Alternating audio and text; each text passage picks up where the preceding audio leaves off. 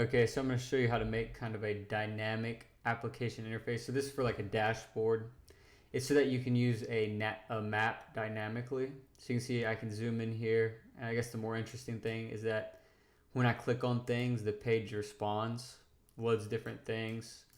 Not really much information to go into about what's going on here, but you can definitely see how I can click things and it changes what I'm actually seeing here in display, and I'm going to show you how to do that, as well as different stuff with being able to use this sort of mapping software.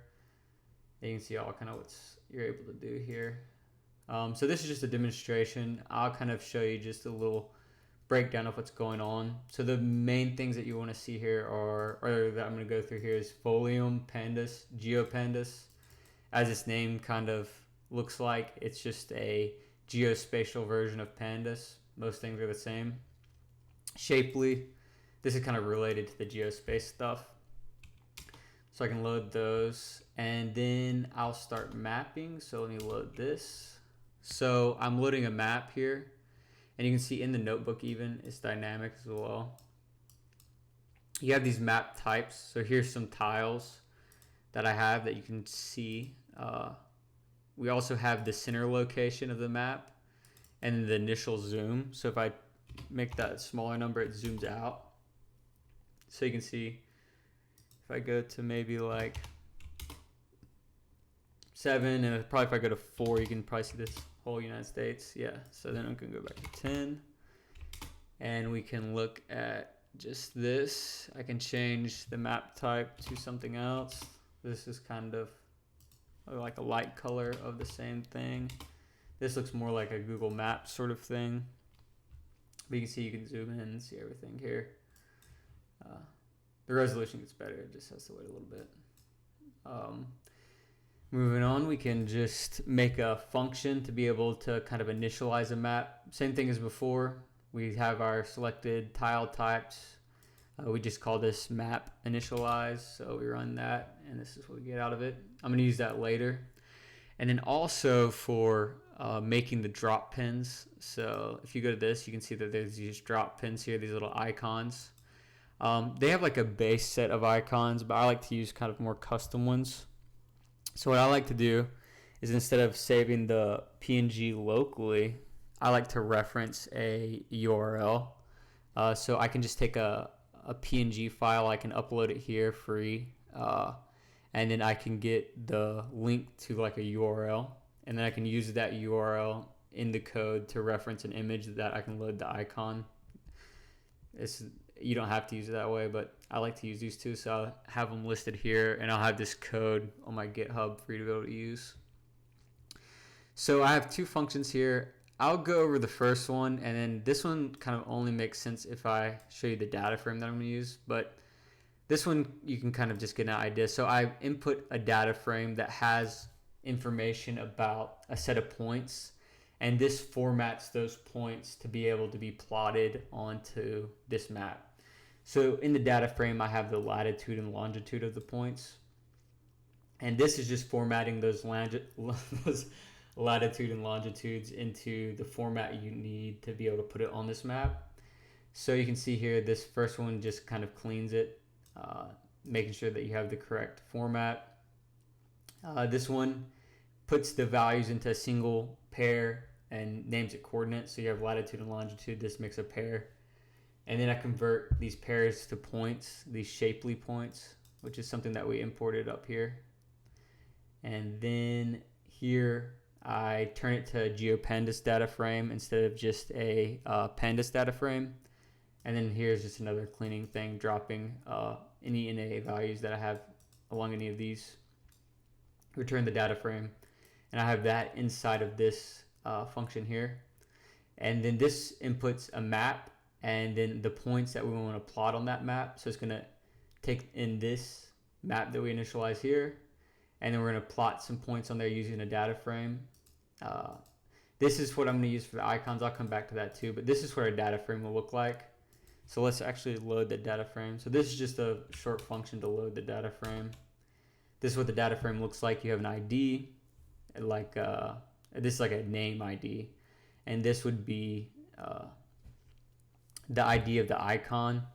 And then you have the size, opacity, so like how see-through it is, its latitude and longitude. And then what I'll come back to, now that we've seen the data frame, we can kind of look at what this is. So this function intakes the map and a data frame in pandas form. The first thing we do is we use this thing that we talked about before, convert it to GeoPandas. We iterate over the rows. This one just has 2 rows, but it first takes this row and it takes that information. So it takes the latitude and longitude from that row, plots a marker, gets the icon of that row. I have this thing right here that references from the icon ID. It picks which one of these. So these are the icons that you would choose from. So one icon would be this banana PNG that I have here. So it's just this. And there'll be another icon, so we can load that and see what that looks like. So you can see you have 2 icons.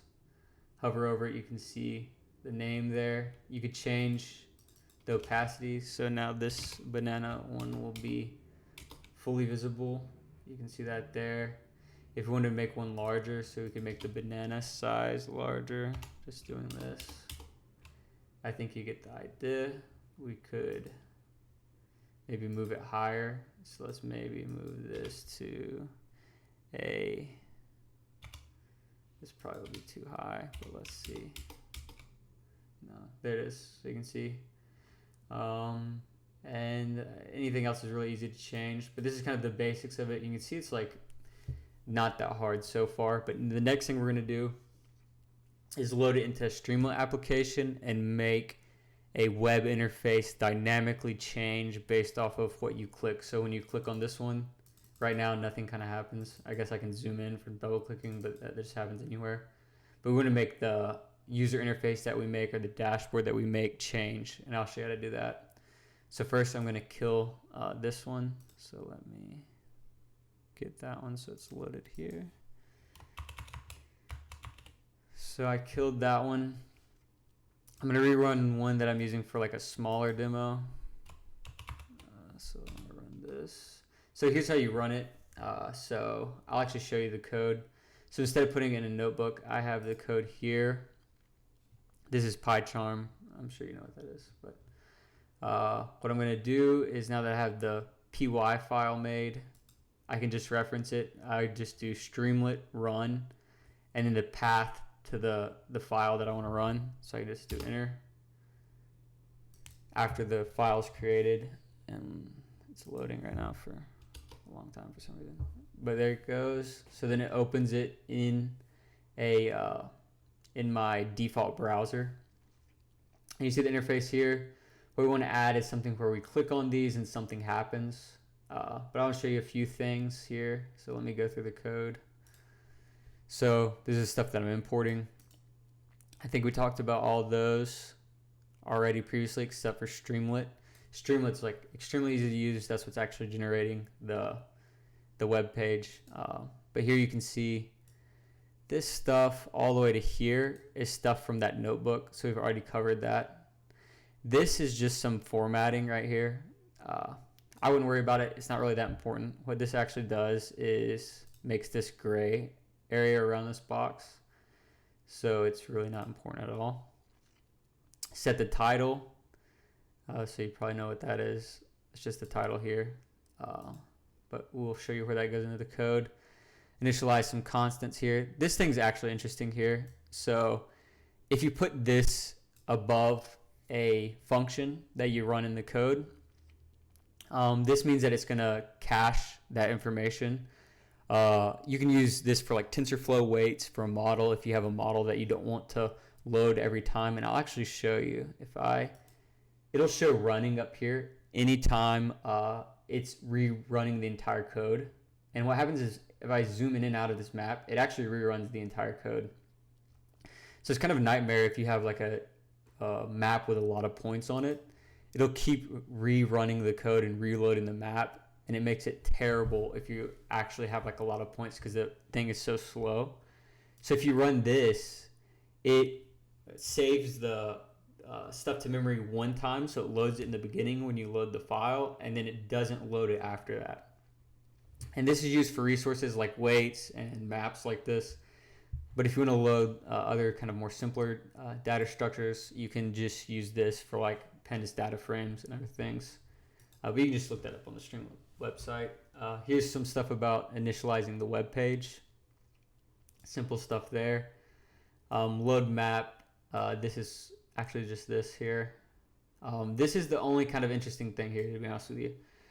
So I have this ST session state. These are kind of, if you do ST, which is the Streamlit that we imported up here, and then do session state, you can initialize things that'll kind of save information between kind of clicks and this sort of thing. So right now, if it's not in session state, we just initialize it to none. And then this is kind of generic stuff, just kind of formatting, making columns, nothing interesting there. But here's the only other interesting thing, and I'll load this code so you can kind of go through it piece by piece if you're really interested.